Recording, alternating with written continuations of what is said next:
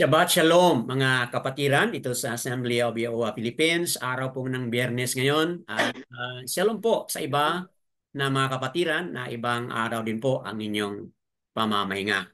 Tuwing tayo ay namamahinga mga kapatid, meron tayong Torah reading. Now we are on the series sa pangalawang malakyam o hari mga kapatid. Nasa chapter 11 na po tayo ngayon mga kapatid.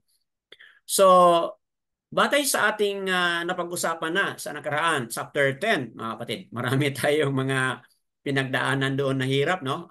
May mga important issues and concerns na nahirapan tayo.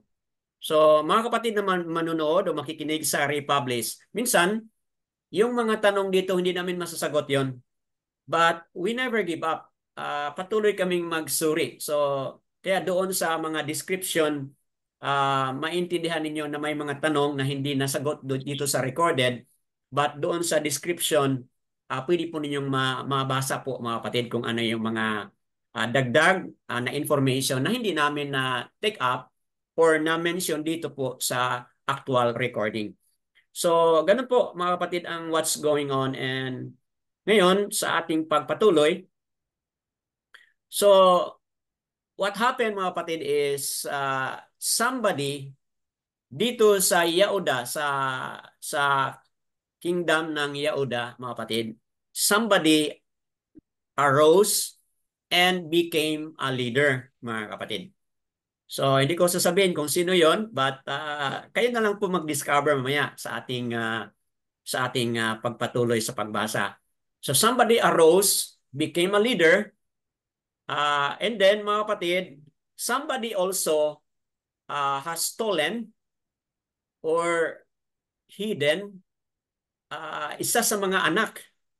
Okay? May isang anak na inilayo kasi dahil sa takot na baka makita at mapatay. So naka-escape po yung anak na yon, lalaki, naka-escape po. Then eventually naging hari na rin po, mga kapatid. So that being said, ano kaya yung gusto ninyong malaman? Sino yung anak na naka-escape, na naitago at naging hari, at anong nangyari sa kanyang ending? Yung nag-assume ng leadership doon sa Yehuda, ano kaya yung kanyang ending sa kanyang buhay? Is it a good ending ba o is it a tragic ending? So mga kapatid, ito ay mga palaisipan lang po, kunting mga information, at ito yung magdugtong-dugtong, at ito yung mag-create po ng mga katanungan. At kayo din po yung mag-ask ng tanong at kayo din po yung magsagot habang babasahin po ni Sister Corazon, ang ating Torah reader today. Go ahead po, Sister Corazon. Okay, let's start. 2 Kings chapter 11, verse 1 to 21. And Athaliah was the mother of Akasyahu, and when she saw that her son was dead, she arose and destroyed all the offspring of the reign. But Yahusheba, the daughter of King Joram, sister of Akasyahu, took Yoash, son of Acacia, and stole him away from among the sons of the king's sons who were put to death. So they hid him and his nurse in the bedroom from Athaliah. And he was not put to death, and he remained with her in the hiding in the house of Yahuwah for 6 years, while Athaliah was reigning over the land. And in the 7th year, Yehuda sent and brought the commanders of hundreds with the Karites and the runners and brought them into the house of Yahuwah to him. And he made a covenant with them, and he took an oath from them in the house of Yahuwah and showed them the son of the king. And he commanded them, saying, "This is what you are to do. 1/3 of you who come in on the Sabbath to be on guard in the king's house, and 1/3 at the gate of Sor, and the 1/3 at the gate behind the runners, and you shall be on guard in the house, lest it be broken down. And the 2 detachments of you who are going out on the Sabbath shall be on guard in the house of Yahuwah for the king. And you shall surround the king on all sides, every man with his weapons in his hand, and whoever comes within the ranks, let him be put to death, and be with the king as he goes out and as he comes in. So the commanders of the hundreds did according to all that Yahoiada the priest commanded, and each of them took his men who were going in on the Sabbath, with those who were going out on the Sabbath, and came to Yahoiada the priest. And the priest gave the commanders of the hundreds the spears and shields which had belonged to King Daud, that were in the house of Yahuwah. And the runners stood, every man with his weapons in his hand, all around the king, from the right side of the house to the left side of the house, by the altar in the house. And he brought out the son of the king, and put on him the diadem and the witness.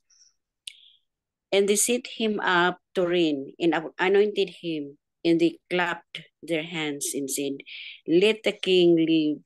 And Athaliah heard the noise of the runners, the people and she came to the column people into the house of Yahuwah, and looked, and saw the king standing by a column according to the ruling, and the chiefs and the trumpeters were beside the king, and all the people of the land rejoicing and blowing trumpets. And Athaliah tore her garments and cried out, "Treason, treason!" And Yahoiada the priest commanded the commanders of the hundreds, the officers of the army, and said to them, "Take her outside the ranks, and slay the sword whoever follows her." For the priest had said, "Do not let her kill the house of Yahuwah." So they took hold of her, and she went by way of the horses entrance to the king's house, and was put to death there. And Yahoiada made a covenant between Yahuwah and the king and the people, to the people of Yahuwah, also between the king and the people of the land, to the house of Baal, and broke it down. They completely broke up its altars and images, and slew Matan, the priest of Baal, before the altars. And the priest appointed inspectors over the house of Yahuwah, and took the commanders of hundreds and the Karites and the runners and all the people of the land, and they brought the king down from the house of Yahuwah, and went by the way of the gate of the runners to the king's house. And he sat on the throne of the kings, and all the people of the land rejoiced. And the city had rest. They had slain Athaliah with a sword in the king's house. Yahuash was 7 years old when he began to reign. Yada. Yahoash. Okay. Yahuash. So, yada Yahuwah po, mga kapatid, sa nabasa ni Sister Corazon, there are only 21 verses, mga kapatid, nasa pangalawang hari, chapter 11, o Malakiam. Second Malakiam, chapter 11. So, batay doon sa ating mga information kanina, mayroon na kayong mga tanong, at kayo na rin po ang nakasagot doon sa mga tanong na ating na-highlight o na-highlight na ninyo, mga kapatid.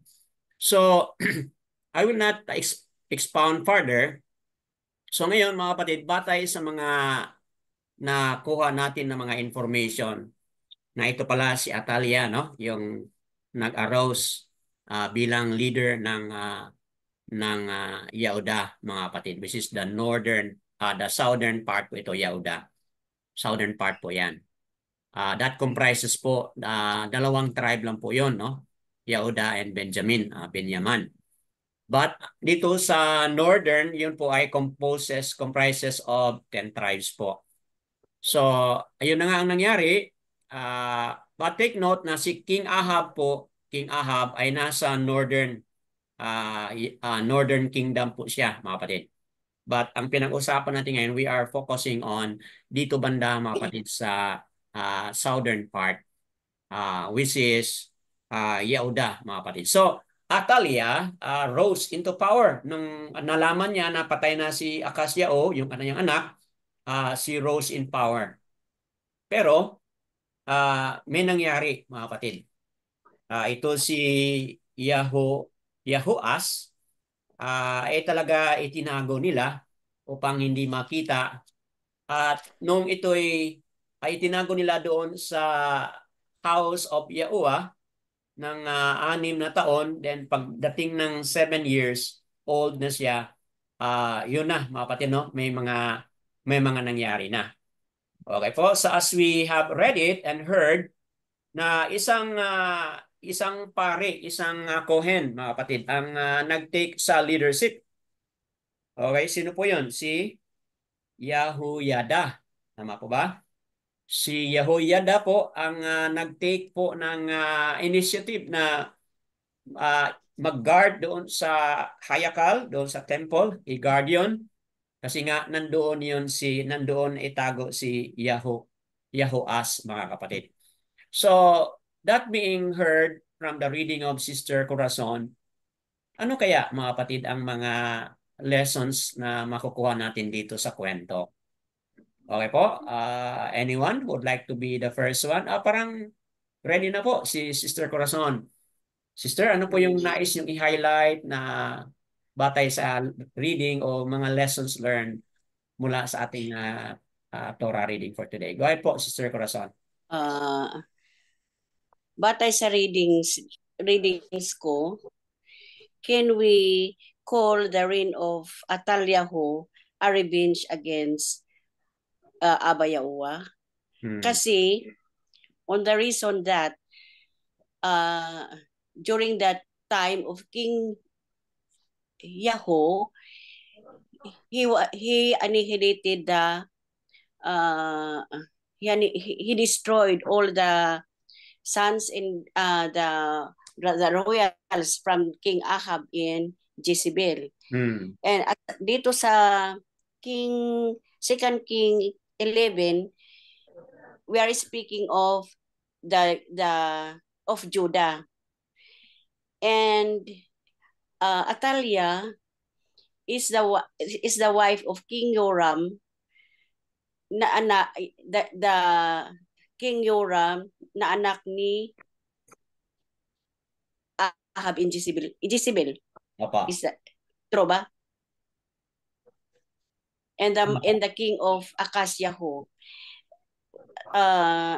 Nung nalaman niya na pati yung anak niya na si Akasyahu ay namatay, she reigned as she became a wicked queen, trying to put all the deaths of the royal family in the line of King David, including her that is from the line of King David. Pero as I see, the intervention of Yahuwah, Atalia failed in her purpose to annihilate all the royals from the line of King David. Kaya he used Yahushiba to heed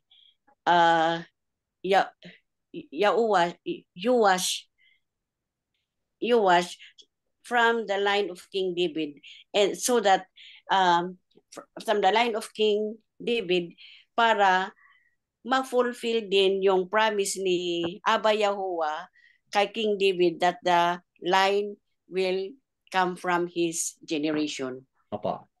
So from this, evil will never win. At the end of the tunnel, there is light.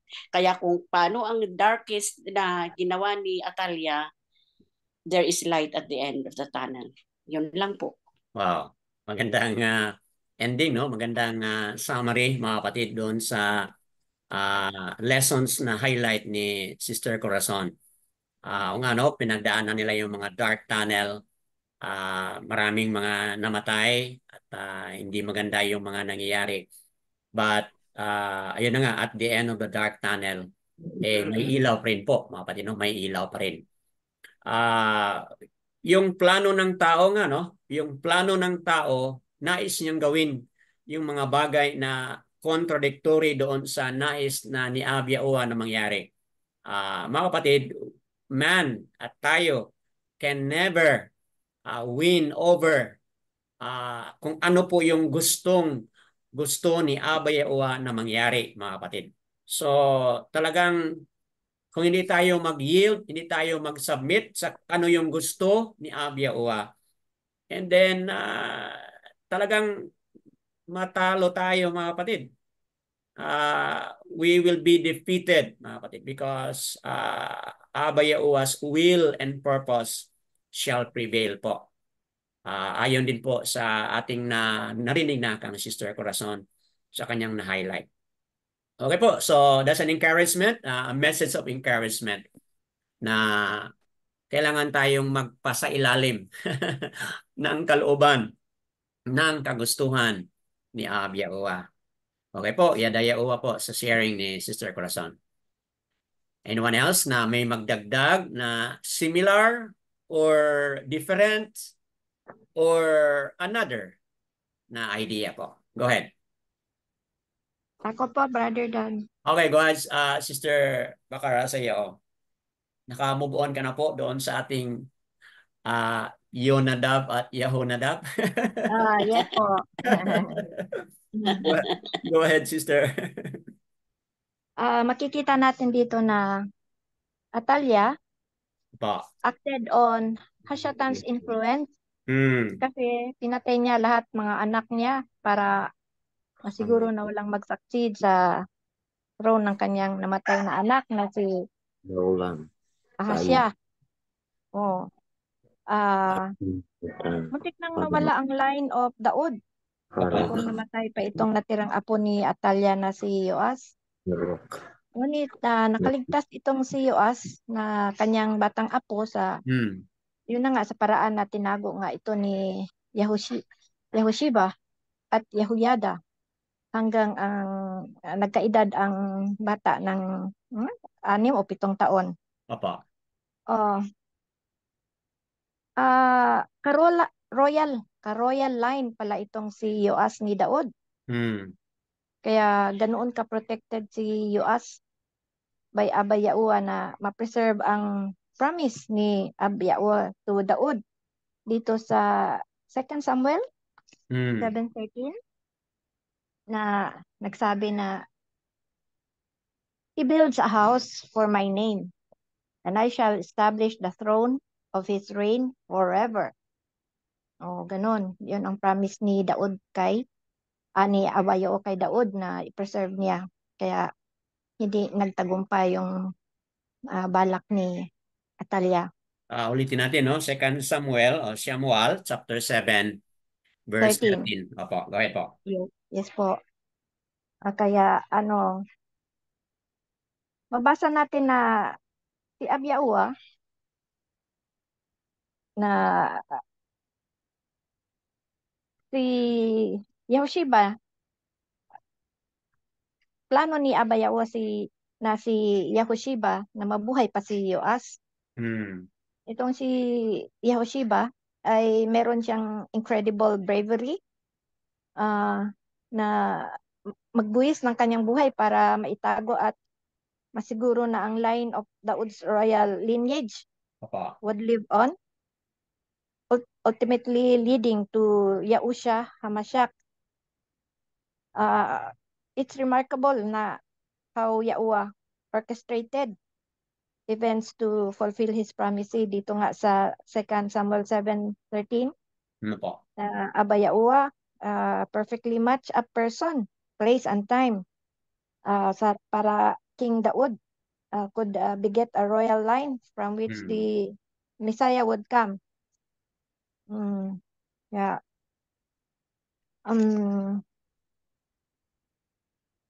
Kung hindi sa divine protection ni Abba Yahuwah ay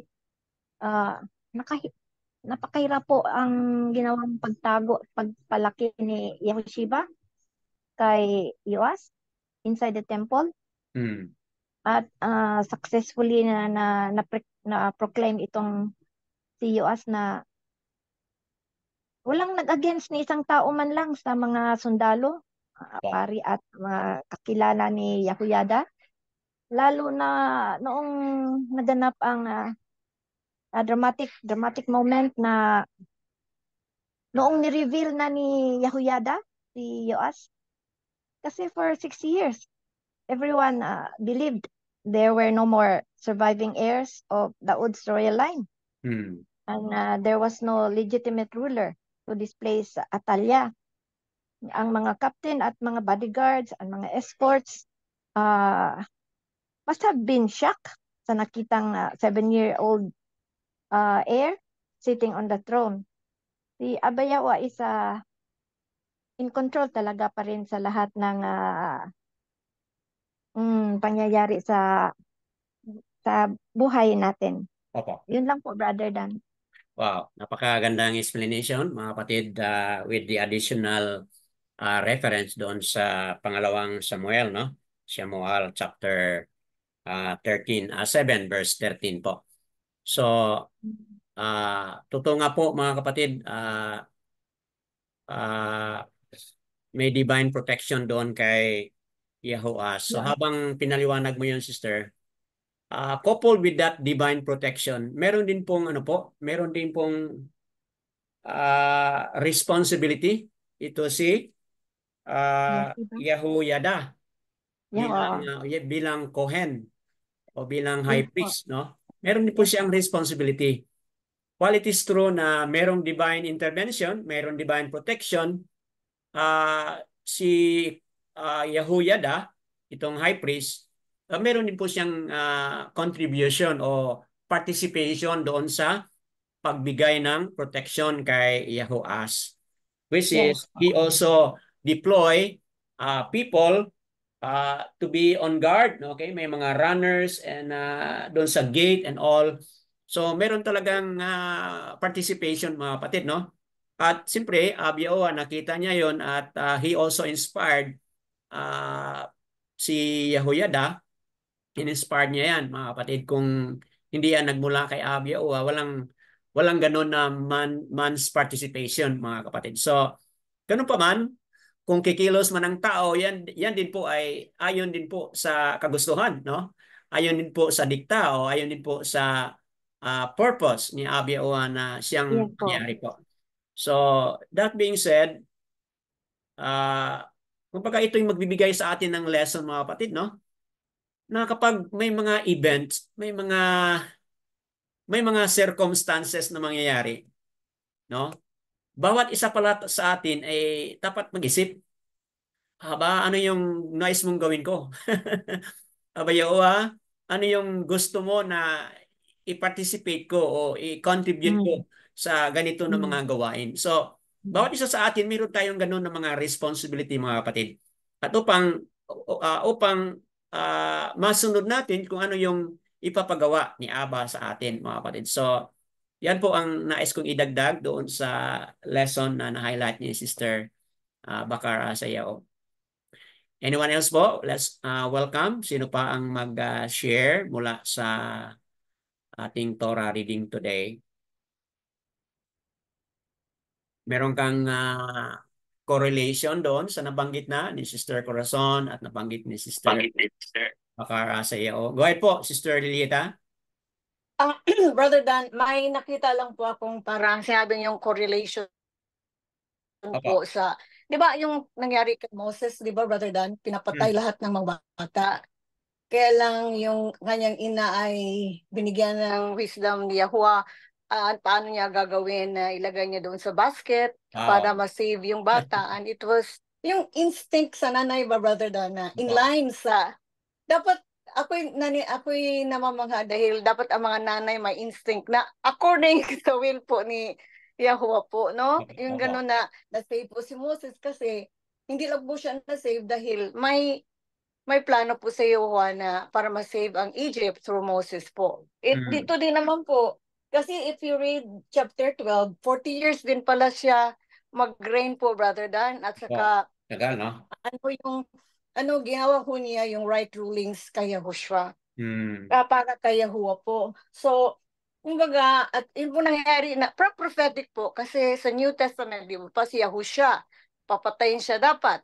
Pero siya pa lang mag-save po sa atin. Kaya yung mga ganitong pong may mga, di ba hindi lang isang beses nakapangyari kay Yoash, nakapangyari kay Moses. Ito pala ay in preparation sa mangyayari ni Yahushua sa, di ba, so namatay siya for us to save the world, to save us. Tama Kaya po. hindi siya namatay sa King Nero ba yun siya, Brother Dan? Herod, Yung opo. gustong Tama. Herod, si King Herod. Opo. Yung mga instinct, ng mga wisdom na binigay. Kasi sino ba po siya, yung the daughter of sovereign Europe, hindi na ho siya nagsabi, yo, anong gagawin ko? Hindi pwede. Automatic niyang tinago. So that means, may na siya, may yung wisdom na galing kay Yehova sa kanya, yun na po yung application yun na po yung work sa kanyang faith, sa kanyang, siguro I don't know how to describe such, yung anong pagsabi sa kanya ni Yahuwah.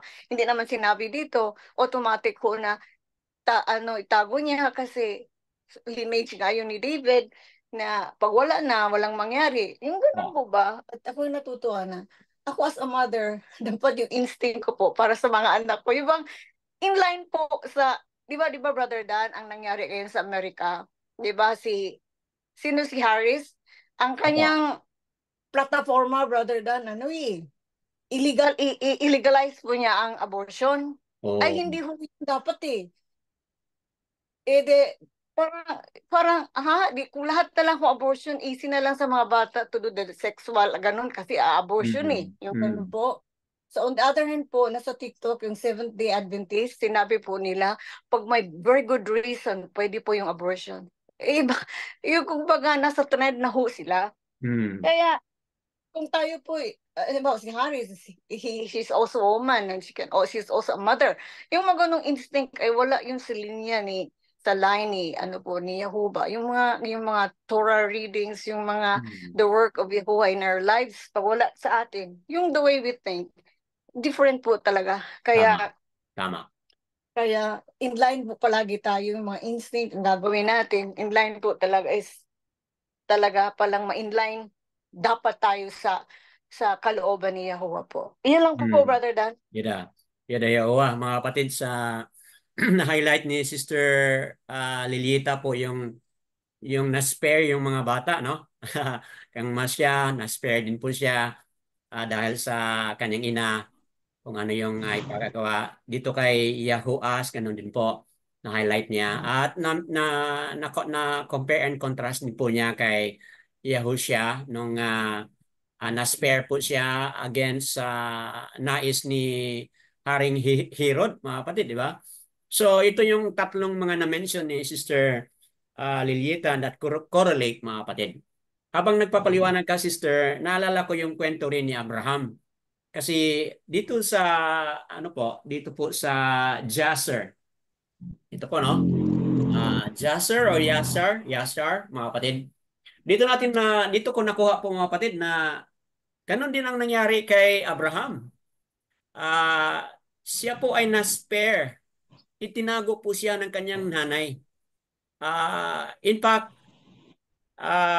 nais na ni Nimrod na patayin yung bata kasi yun ang na found out ng kanyang mga wise advisors, okay?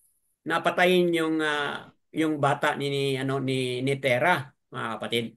Kasi nung naisinilang si Abraham, ganoon din po ang nangyari, may stars na umiilaw doon sa Shamayam, mga kapatid. So nalaman ng mga wise men ni King Herod, Nimrod rather, ni King Nimrod, okay, yung kalagayan na isinilang pala doon sa tahanan ni Terah, yung tatay ni Abraham. So, inutos ngayon ni King Nimrod na dalhin yung bata doon sa kanyang harapan. So, anong nangyari, mga kapatid? Yung male servant nila ni Abraham, ni Terah, yung male servant nila, na may anak na lalaki, mga kapatid, yun po ang nag-offer na, sige, ibigay mo lang itong anak ko para ma-spare ito si Abraham, mga kapatid. So yun ang nangyari. Napatay sa harapan ni Nimrod yung bata, tapos itinago na nila si Abraham. Talagang ganun, mga kapatid, no, na may mga ganun na mga pangyayari na Abia will spare somebody because meron nga siyang plan, meron nga siyang purpose doon sa buhay ng mga character, scriptural character na ating nabanggit ngayon. So, yan, no, na-highlight mo, sister, yung 40 years na naging hari si Yahoas. Na-highlight din ni Sister Bakara siya kanina. So, diyan natin makikita na Yaosha also experienced that, na he was also spared, pero sa tamang panahon, kung ano po yung kalooban ni Aba na talagang papatayin na siya, wala pong makapigil doon, mga kapatid. So, that being said, highlight natin dito na kung ito ang kalooban ni Aba, talagang walang makapagpigil, walang makapaghadlang, mga kapatid. The will and the purpose ni Abia ay talagang mag-prevail. So, yan po, batay dito sa sharing po ni Sister Lilieta. So, that being heard, kung sino kaya yung magiging next na leader dyan sa Amerika, mga kapatid. Abia yung in charge, kung sino yung i-allow niya. Pwede rin i-allow niya yung wicked person na mag-lead o sino kaya, hindi natin alam, kapatid. But he knows what he is doing because he is even in control kahit na sa mga kwento ng iba't ibang mga bansa. Yadayaowa po. Anyone else would like to add?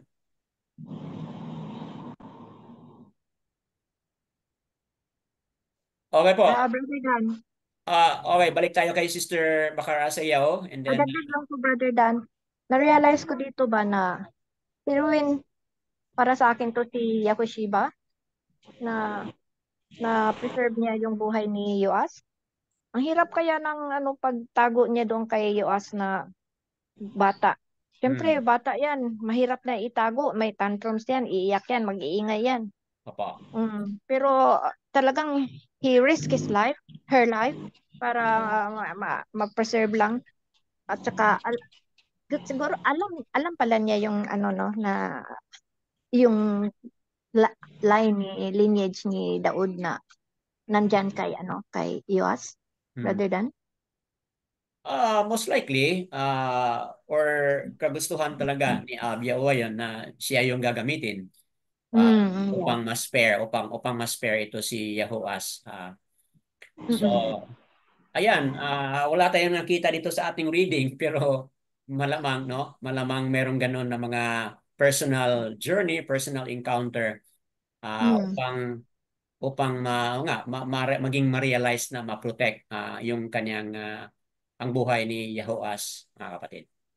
Yes po. Okay, Yada Yahoas, ganun na mga pag-iisip patungkol sa kalooban at plano ni Yahoas. Go ahead, Brother Demetrio. Patuloy po kayong, nais po kayong mag-share po. Go ahead po. Barak sa lahat. Shalom. Kan. Grabe ang patayan, no? Hanggang ngayon, patayan pa rin. Tinuod man tong giingon ka ganina ni Sister yang pakita nato sa pagpili ni Yahuwah sa mga tao nga maging leader. Gikan kay Abraham, tinuod to siya adto kang Moises o ngadto pod sa kang Ahab karon gipili ni Yahuwah. Kini sila mga pinili gud ni Yahuwah. Dili tao ang nagpili. Kay kung tao pa ang nagpili, di ni mataguan. Di ang mga pari o mga katawhan dito sa Israel nga mo'y gipili ni Yahuwah nga mangita og pamagi, o dili to nila kaugalingon nga plano. Opo. Plano po ni Yahuwah, gigamit sila para maprotektaran ang bata sulod sa unom ka tuig. Opo. Ug doon na iyaya katiman.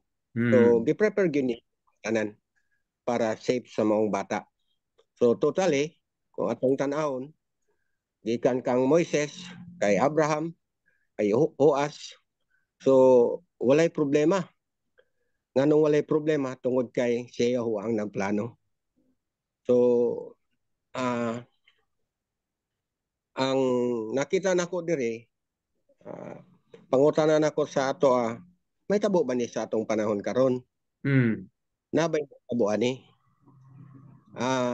Ambot lang ni Brother Dan, kung nahibalo ka sa law sa tribo, sa klata o ubo. So si Manong Jaime, disable man na siya. So labag na sa balaod sa tribo nga doon na kay usa ka anak nga disable, bungol o iang o abnormal.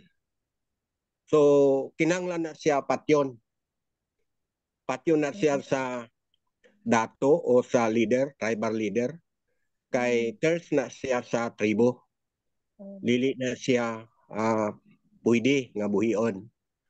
So si Manong Jaime nahitabo na sa ila ni Papa og ni Mama. Kay nangutan ako sa ila during na may pamuot nako, nganong naingani man si Manong. Unsa man ang hinungdan. So nganong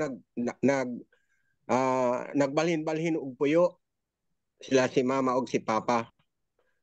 Ang iaso ni Mama sa kuha og ni Papa, nagbalhin-balhin sila og puyo tungod kang Nong Jaime. Kay gipangita sila sa leader sa tribo, kay si Manong Jaime patyon. Kay dili siya maayo nga mabuhi. Kinahanglan sa patyon tungod sa iyang kahimtang. So giprotektaran ni Mama si Manong, motong gitubag niya mao na ang hinungdan nga nagbalhin-balhin mi tungod kay giprotektaran na mo si Manong nimo kay kuhaon sa mga tribo kay patyon tungod sa iyang sitwasyon. So sa una pa nako ni siya napansin sa giasoy ni Mama sa kuha sa kinabuhi ni kanyang Moises ug sa kinabuhi usab ni Abraham. So dito nako napansin nga ginan nako si Mama sa to pa si Manong giprotektaran nimo gikan sa mga tribo mo nang nagbalhin-balhin ka. So nag-ingon si Mama sa kuha, magpasalamat si Jaime sa kuha kay nakailan ako ug dili na siya pwede nga patyon siya. Kay giasoy niya ang nahitabo kay Abraham ug nahitabo kay Moses nga kinahanglan siya mabuhi. So short nga istorya, ang gilantaw nila ni Papa ug ni Mama, mahin ka Manong Jaime, is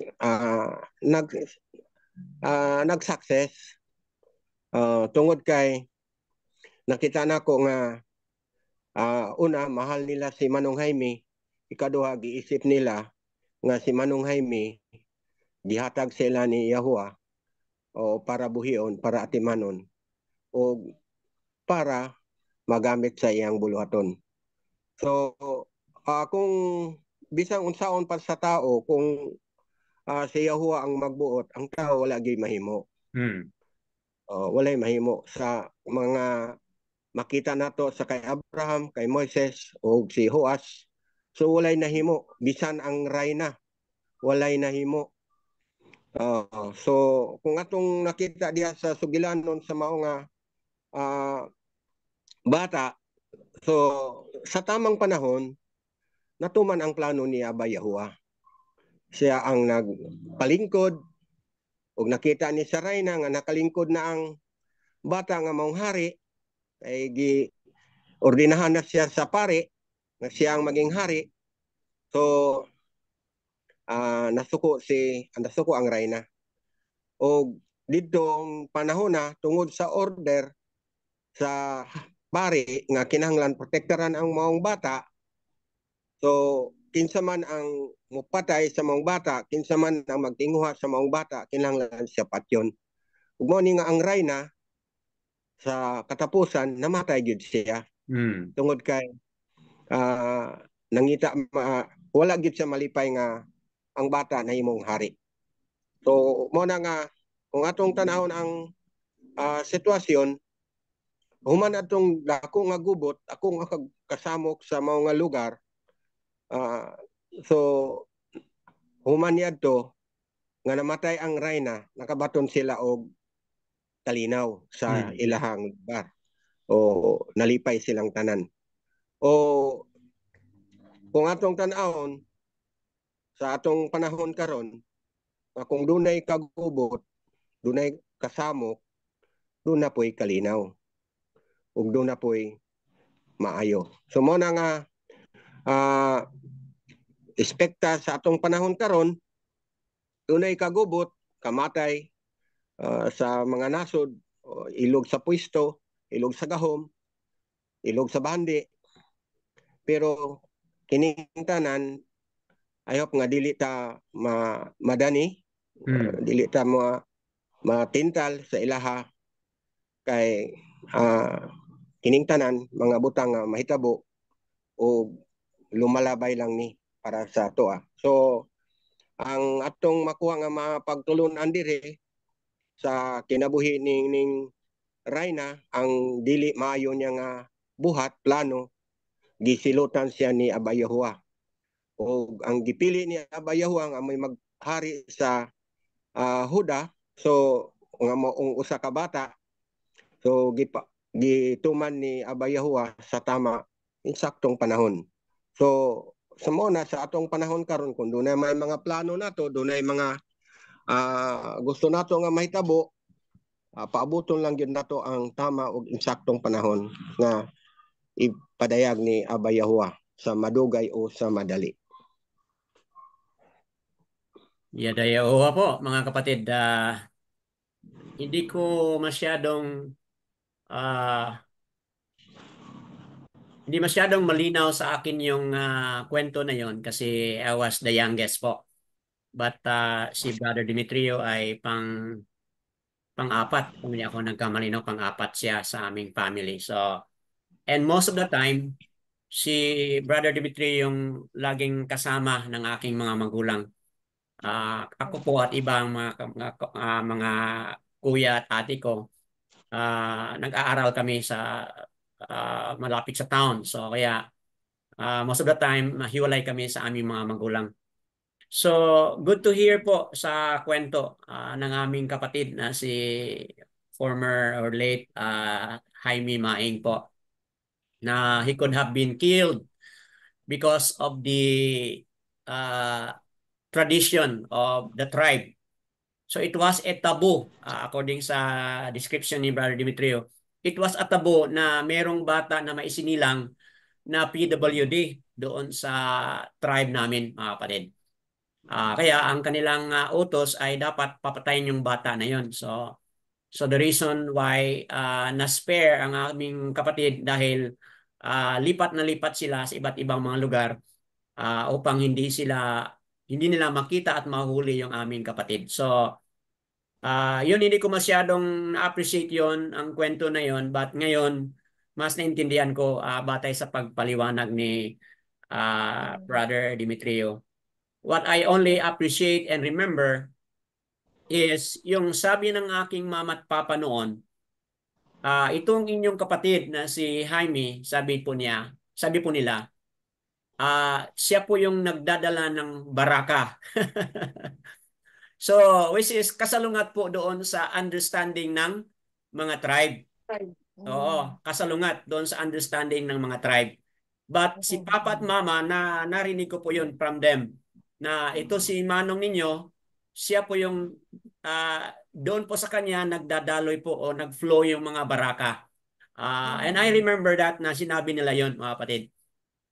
And that is really true kasi kaming mga magkakapatid na nag-aral, talagang dumaan kami sa tulong ni Manong Jaime, mga kapatid. Kasi sa panahon na yon, naging pastor na po siya sa Davao City at maganda yung kanyang sahod, maganda yung kanyang trabaho doon bilang assistant pastor. At siyempre, nanahan din po kami doon. Kung saan siya, o nanahan kami doon sa parsonage upang makapag-aral kami, mga kapatid. So, ako din po, nung pumunta na ako sa Bible College, talagang barok ako, mga kapatid, nung pumunta na ako sa Ebenezer Bible College. Bakit po? Kasi yung si Manong Jaime, nung nag-aral siya doon, he was a working student. Working student po siya, nagtrabaho at the same time ng aral. But nung ako'y nag-aral na doon, alam mo anong nangyari? I was a full-time scholar and I was not a working scholar, mga kapatid. At kung bakit ganoon? Dahil po yon sa leadership ni Manong Jaime doon sa Davao City. Yung isang elder doon, naghanap ng estudyante na papaaralin doon sa Ebenezer. At ako po yung naging recipient, mga kapatid. So if not because sa tulong ni Manong Jaime, naging siyang pastor doon sa Davao noon, hindi ako naging recipient doon sa libre na pag-aral, food and lodging, libre po. Yung tuition libre, yung monthly allowance nandoon, travel nandoon. I was very, very barok nga, mga kapatid. Kaya kino-compare ako ng mga teachers doon o mga staff doon sa Ebenezer College na sabi nila, mas maganda ka pa kasi hindi ka naghihirap sa pag-aral. Pero yung kapatid mo noon, talagang hirap-hirap yan. Magtrabaho pagkatapos ng klase, magtrabaho, kahit anong gagawin doon sa campus, mga kapatid. So, ayun, ang sagot ko naman po sa kanila, hindi ako nag-enjoy sa mga baraka nito, sabi ko, kung hindi rin dahil sa kanya.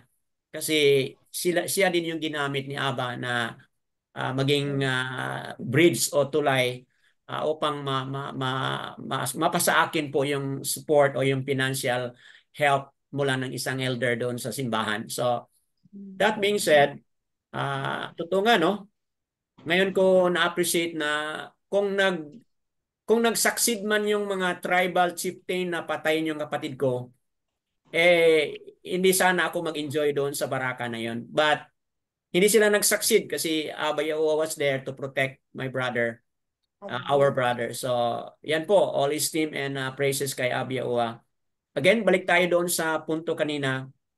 Kung ano yung kalooban ni Abba, PWD man yan o ano yung kanyang kalagayan, mga kapatid, walang makapaghadlang po. Abba Yahuwah's will shall prevail po. Yada Yahuwah. Wow. Praises po kay Abba. Anyone else na meron pang idagdag?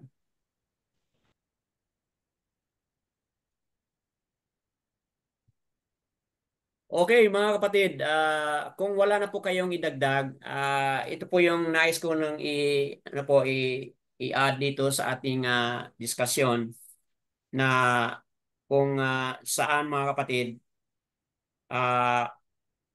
sa ating journey, malamang dadaan din po tayo ng ganitong mga hamon sa buhay.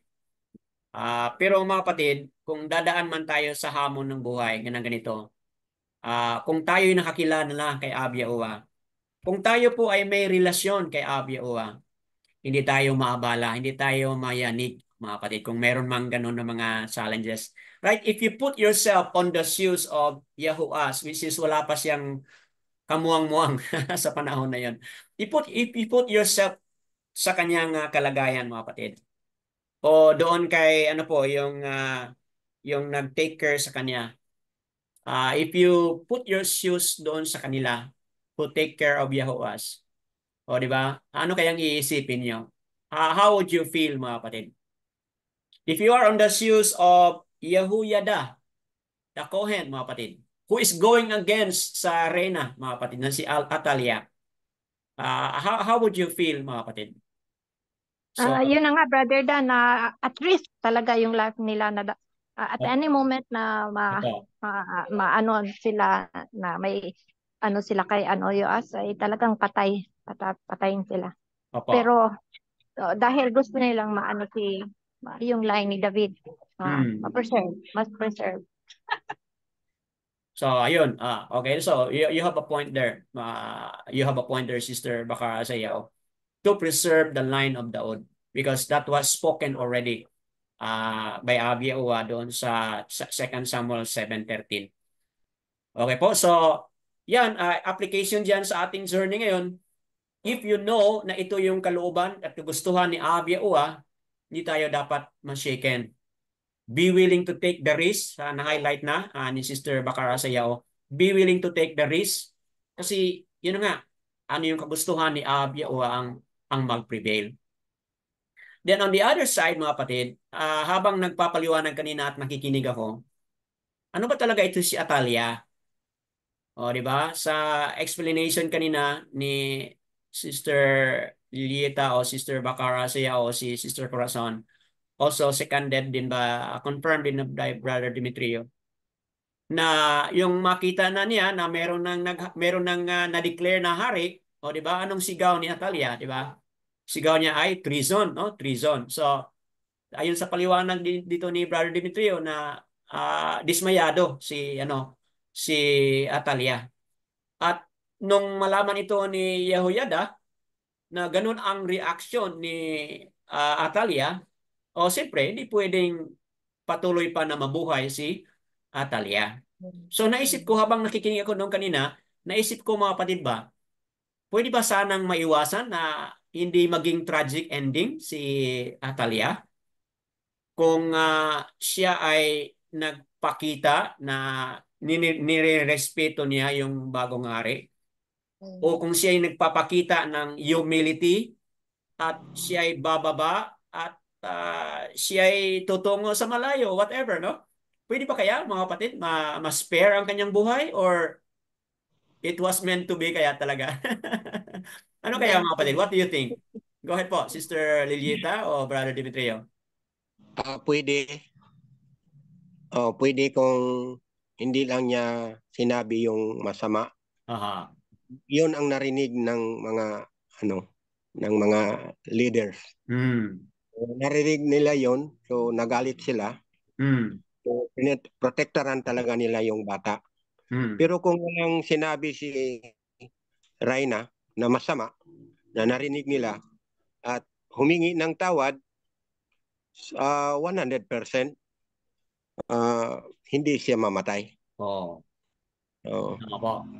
So, kay sinabi man ng mga leader na sino ang maggawa ng masama ng bata, papatayin.